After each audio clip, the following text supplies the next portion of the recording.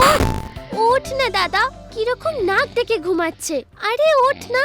কি হয়েছে প্রিয় বোন, একটু ঘুমোতে দে আমাকে। গ্রামে সুনামি আসছে আর তুই ঘুমিয়েই যা।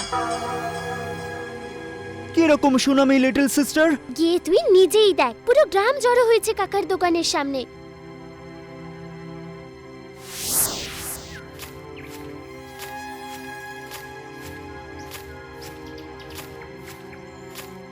আরে ব্যাপারটা আসলে কি? সবাই মাথায় হাত দিয়ে কেন বসে আছো? আরে ব্যাপারটা কি?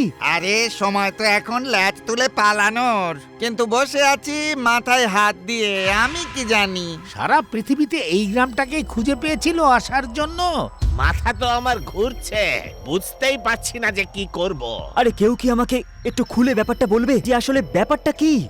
আমার মতো দেব শিশুই যখন বুঝতে পারছে না, তখন তুই কি করবি পিন্টু? কিন্তু আমি দিল দরিয়াপুরে কিচ্ছু ঘটতে দেব না। আরে বাবা, হয়েছেটা কি? আরে কার্বন কপি, এই দেখ পড়ে শোনাচ্ছি আমি, দাঁড়া। এক সপ্তাহের মধ্যে দিলদরিয়াপুর শ্মশান হয়ে যাবে, একটা খড়কুটো থাকবে না। আরে এটা আবার কি হচ্ছে? কোথা থেকেই বা এলো? আর কে পাঠিয়েছে? অজানা কারুর থেকে চিঠি, তাও আবার লাল রঙে লেখা। এই রকমই আমাদের ঢিল ছোঁড়া দূরত্ব বীরপুরেও এসেছিল একবার। এখন বীরপুর জঙ্গল হয়ে গেছে, জঙ্গল। সময় বড্ড কম প্রধান মশাই, আগে গিয়ে খেয়ে আসি, তারপরে বিচার করব। আরে পুরুত আগে এই সমস্যার সমাধান করি, নয়তো সকলের পরবর্তী ভোজন ওই জমালয় হবে।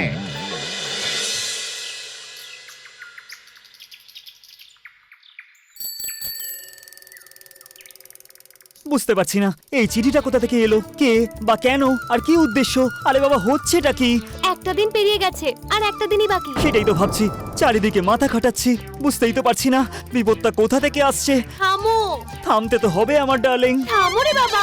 শুধু আমি একবার খোঁজ পেয়ে যাই মাই ডিয়ার। আরে সাইকেলটা থামাও। সো সরি মাই ডিয়ার, আমি একটু বেশি ভাবছি মনে হচ্ছে। কোনো ব্যাপার না আমার হিরো, আমি জানি তুমি সব বুঝতে পারবে।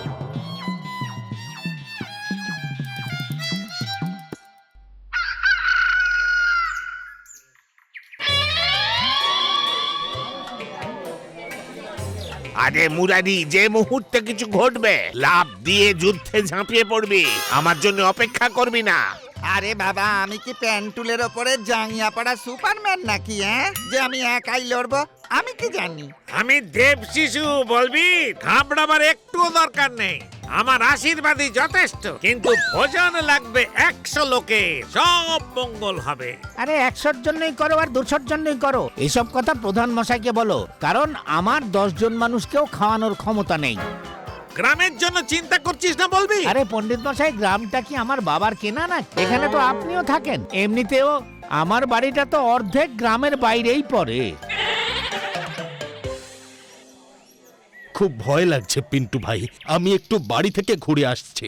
এই সব কথা বলছো কাকা? এখানে এক একটা মুহূর্ত অনেক দামি, আর তুমি ভয় পেয়ে এখান থেকে চলে যাচ্ছ। এরকম করলে কিভাবে হবে তুমিই বলো? ভয় পেয়ে নয় বাবা, 1 নম্বরের সঙ্গে লড়াই করে এক্ষুনি আসছে। বিপদকে দেখে আবার হঠাৎ করে 1 নম্বর আগেই না চলে আসে, সেই জন্য। আচ্ছা তাহলে এই ব্যাপার। যাও কাকা, ঘুরেই আসো।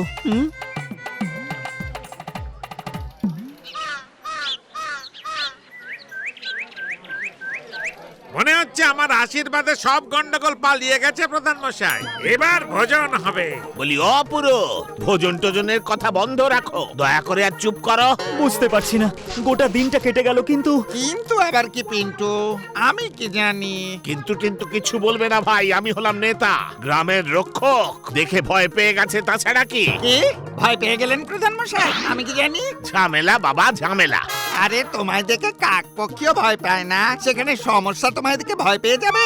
আমি কি জানি? এই মাথা মোটা, তোমরা সবাই একটু কনসেন্ট্রেট করে ভাবো। মনে হচ্ছে গোটা দিনটা আমাদের বিভ্রান্ত করার জন্যই ছিল, যাতে আমরা অপেক্ষা করতে করতে হাঁপিয়ে যাই যে কোনো বিপদ আসবে না এখানে। আর বিপদটা কোথাও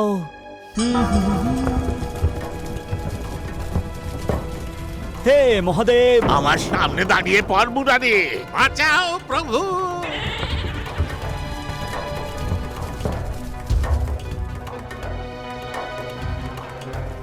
সবাই আস্তে আস্তে পিছনে সরে যান, সরে যান। আরে এবারে পিছিয়ে যান প্রধান মশাই, ওটা দেখছি আপনার দিকেই প্রথমে এগিয়ে আসছে। পিছনে যেই আছে সে নিশ্চয়ই আমাদের সাহসের পরীক্ষা নিচ্ছে, তা না হলে সে ভয়ের পরিস্থিতি করে তুলতে চাইছে। আমি কি জানি। নিশ্চয়ই কেউ আমাদের বুদ্ধি নিয়ে খেলা করছে, এরকম পরিস্থিতি তৈরি করে। এখন এই অবস্থার মধ্যেই বেঁচে থাকতে হবে বাবা। এইভাবে ভয় পাইয়ে পাইয়ে মারতে চাও নাকি? আরে প্রধান মশাই, সেই সকাল থেকে সন্ধে হয়ে গেল, একটু জল খাবারের ব্যবস্থা করো, না খেয়ে মরতে পারবো না। বলি অপুরো, আমার দ্বিতীয় বিয়ের ভোজ খেতে এখানে আসনি তুমি? বসে থাকো পেটে খিদে নিয়ে।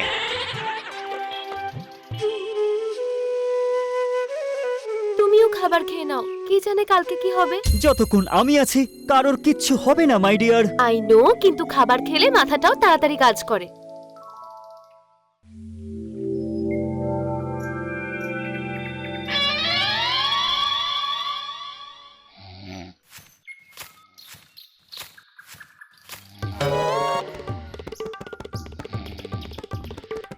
এই মাথা মোটা, বলি আমার বুকটা কি তোর পা রাখার জায়গা নাকি? হ্যাঁ, প্রিয় গ্রামবাসীরা, সতর্ক থাকা ছাড়া দেখছি আমাদের আর কোনো রাস্তাই নেই। ও পিন্টু বাবা, এটা আমার কাজ, আমাকে বলতে দাও, আমি তো লিডার। একেবারে ঠিক বলেছো পিন্টু, মিথ্যে বলা ইনি একবারে মহাভারত লিখতে পারেন। এবার এখানেই তোকে মেরে আমি বধ করে ফেলবো রে মাথা মোটা। ইটস অল রাইট প্রধান মশাই, আমি শুধু বলছিলাম যে সবাইকে অ্যালার্ট থাকতে হবে, যতক্ষণ এই রহস্যের পর্দাটা না উঠে যায় ততক্ষণ অব্দি।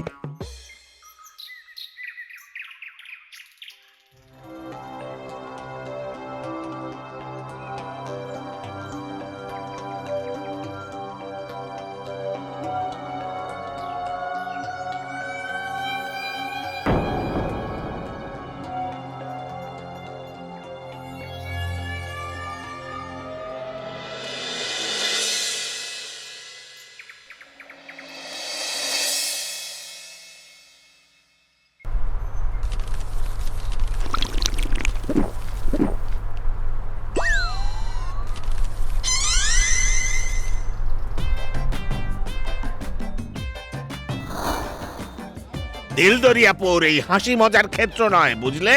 নাটক গিয়ে নিজেদের গ্রামে করো। একবারে ঠিক বলেছেন প্রধান মশাই, আগেই প্রতিবেশী ভেবে অনেক কিছু করেছেন, এবার আসুন।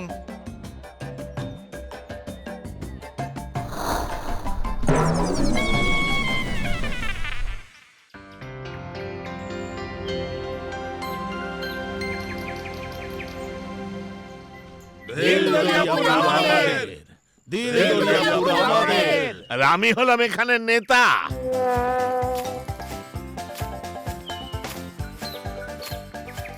এইসব কি হচ্ছে? আরে বাবা, কি করেছো কি তোমরা? আরে তুই জানিস না পিন্টু বাবা, যুদ্ধ হবে তো।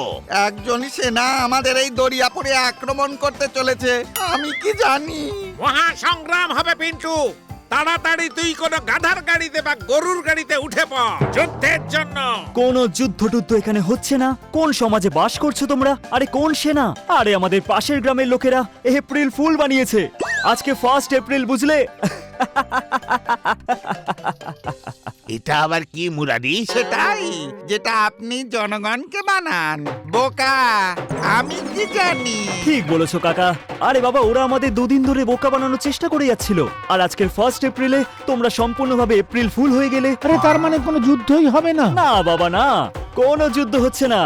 আমি ভাবলাম যতদিন যুদ্ধ হবে ততদিন রাত্রির বেলা ভোজনও হবে। আপনারাও আবার এরকম হয়ে গেলেন না তো? April fool.